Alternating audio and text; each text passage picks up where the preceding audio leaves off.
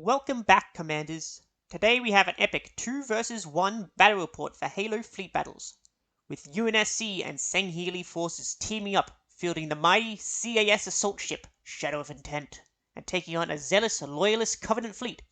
It is sure to be a battle worthy of songs for the ages. Let's dive into the action.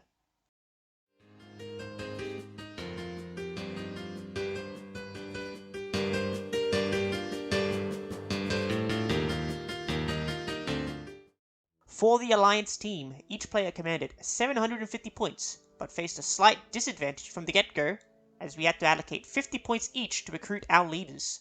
We both just chose generic. This did lead to the UNSC player having only 700 points to the Sangheili's 800 points. On the other side, the Loyalist Covenant amassed a formidable 1500 points, ready to unleash their might. The UNSC player, me, fielded a fleet of mixed ships, as I was trying out different elements to see how they played. Leading the charge was a specialist paired Marathon, which is a great asset all game, supported by a defended Valiant with axe formation halberds. Adding to their strength, an Epoch carrier deployed with Arrowhead Paris frigates, which provided crucial wing support for the Alliance team. My allied Sangheili Fleetmaster showcased their might with the awe-inspiring Shadow of Intent CAS assault ship, ready to dominate the battlefield. The Loyalist Covenant player fielded the two specialist battle groups, a paired CCS and a supplicant battle group of triple SDV corvettes. They were supported by three separate ORS battle groups, each with either ADP or SDV corvettes, and they also brought the unique hero, the Minister of Ideology. The Loyalists won the initial roll-off and deployed first, placing their specialists on the far flanks, the paired CCS on the right and the SDVs on the left, and spreading their ORS battlegroups along the midboard. The Alliance placed the CAS on the far right to answer the paired CCS, our paired Marathons on the far left to face the triple SDVs, and the Epoch and Valiant groups in the center. Looking back, charging the CAS assault ship straight down the middle would have been a more efficient strategy. But hey, the rule of cool won the day, and I knew the paired CCS would be hard to take out. Alliance won initiative and kept it for the rest of the game.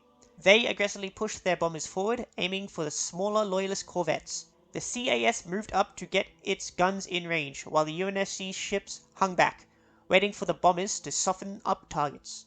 The CAS was in range with its 40-inch lance, but managed only a glancing blow against the CCS ships. Turn 1 saw minor damage to a specialist SDV from the paired Marathons, but the Paris frigates supporting the Epoch were lost.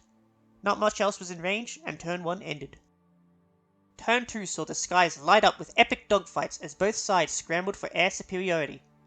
The UNSC bombers, numbering 6, moved into range of the damaged SDV corvette, initiating a devastating bombing run. The bombers executed their attack with precision, unleashing a barrage of firepower that overwhelmed the SDV's defenses. The corvette was obliterated. Meanwhile, the Shadow of Intent was locked in a fierce battle with the paired CCS. Despite the CAS's formidable firepower, a combination of poor attack rolls and the CCS's excellent defenses kept the CCS shields intact, creating a tense standoff. On the left flank, the paired Marathons targeted the second SDV of the Specialist Battle Group. They managed to inflict minor damage and left the SDV vulnerable, but it wasn't the decisive blow that was hoped for. In the center, the ORS battle groups, supported by the Minister of Ideology, advanced steadily. The Valiant took heavy damage from coordinated attacks and was only on 1 damage left.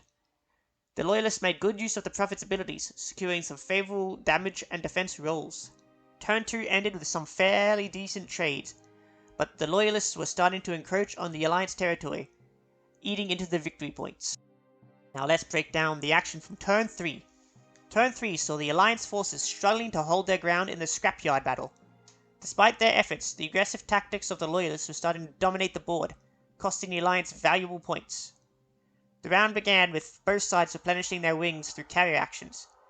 The Alliance pushed their advantage, with UNSC bombers making it into the range of another Loyalist SDV. Their Sangheili allies also managed an attack run on the corvettes facing the Shadow of Intent. The Loyalists, having lost most of their bombers, were forced onto the defensive. Their interceptors were pinned and taken out across the board by overwhelming numbers. The UNSC bombers, despite losing one craft, made a massive attack roll, completely destroying an SDV from full health. Sangheili allies also had great successes, taking down another corvette. In the battle group phase, the CAS finally managed to break through the paired CCS defenses, leaving it with just one damage remaining. Paired marathons, along with the Epoch, rushed forward on the left, getting into boarding range for the final specialist SDV and destroying an ADP corvette supporting one of the ORSs with overwhelming MAC fire. The severely damaged Valiant and Halberds turned to face the enemy, destroying a corvette, but were in turn destroyed by the ORS ships. The CAS front section was boarded, but was subsequently destroyed by enemy plasma fire. During the boarding action, 7 teams of brave UNSC troopers wreaked havoc on the last remaining specialist SDV, scoring a massive 15 on the boarding action roll and critically breaching the ship's core. This cost the UNSC their bombers and all but one of their troopers, but their sacrifice was worth it. The boarding action on the CAS was less successful, ending in a stalemate. I think the trade for the SDV was worth it, as we did have an Epoch on station that could bring the bombers back with a carrier action. The game was called at the end of turn 3 due to time constraints. The Loyalists had won, mainly through board control points. However, had the game continued, it might have swung in favor of the Alliance, with the paired CCS likely being destroyed and most of the Loyalist corvettes already in ruins. Now onto some final thoughts. Deploying the CAS in the center field might have been a better play for the Alliance. Really, not bringing the CAS at all and instead bringing more battle groups would have been more efficient, but we wanted to test out the massive element and see how it performed. Despite the outcome, the game was great fun and full of intense moments. In the end, the Alliance forces pulled ahead in the Wings battle, but the Loyalists held their ground with strategic plays and some lucky rolls. The game was a thrilling clash of tactics and firepower. I think some key takeaways are: centrally deploying of key units. As I mentioned, deploying the CAS in the center field could provide better coverage and flexibility, allowing us to respond more efficiently to the Loyalist movements. Wing management. Focus on maintaining a balance between offensive and defensive wings. Ensuring you have interceptors available to protect your bombers can prevent heavy losses and maintain your offensive capabilities. Board control. Prioritize capturing and holding key areas of the board. This can help you accumulate points and force your opponent into less advantageous positions. Adaptability. Be ready to adjust your tactics based on the flow of the game. Flexibility can help you exploit weaknesses in your opponent's strategy and turn the tide in your favor. The highlight of the game for me was definitely the bombers' massive attack runs that completely destroyed several Loyalist corvettes. These dramatic moments, I feel, showcase the power and precision of the bombers in the game and how they can turn the tide of battle in a significant way. Additionally, the boarding action by the UNSC troopers was another standout moment. Their bravery and effectiveness was really cool to see. I feel these pivotal actions not only demonstrated the strategic depth of the game, but also provided thrilling and memorable moments for everyone involved. With that, I say farewell. Thanks for watching. Don't forget to like, subscribe for more Halo Fleet Battles content, as well as content for the upcoming Halo Flashpoint by Mantic Games.